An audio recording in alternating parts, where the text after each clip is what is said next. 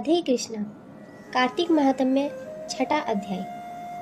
नारद जी बोले, 2 घड़ी रात रह जाए तब उठकर तिल कुशा अक्षत फूल धूप दीप आदि लेकर पवित्र होकर किसी नदी तालाब कुआं आदि जलाशय पर जाए। मनुष्य की बनाई हुई नहर आदि तथा देवताओं की बनाई हुई नदियों में व संगम में स्नान करने से 10 गुना फल है, तीर्थ में उसका दुगना।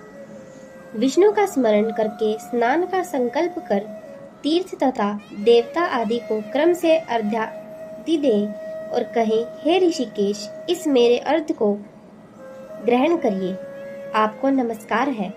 बैकुंठ में, प्रयाग में अथवा बद्रिकाश्रम में, जहाँ मुनि वेद और यज्ञों सहित जहाँ 3 प्रकार से विष्णु ने पद स्थापित किया है, वहाँ सब देवता हमारी रक्षा करें।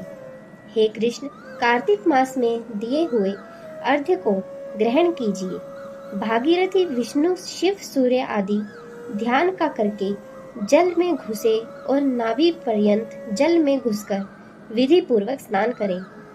गृहस्थी तिल और आंवले का चूर्ण मलकर स्नान करें।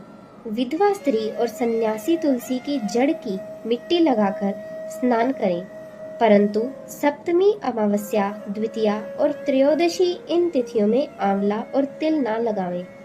स्नान मंत्र।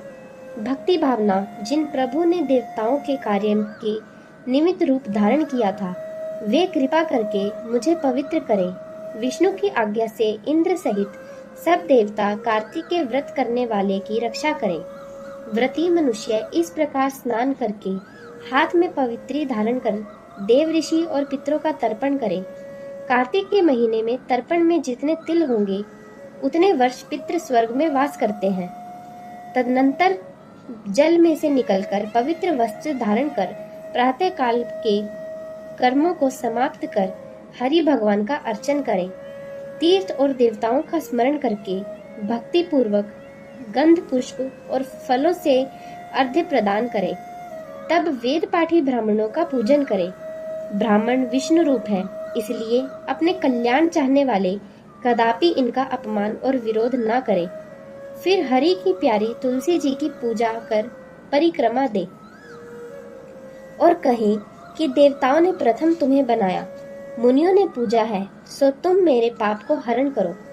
भक्ति पूर्वक पूर्वाक्त विधियों को करने वाला नारायण की सालोक्यता को प्राप्त होता है।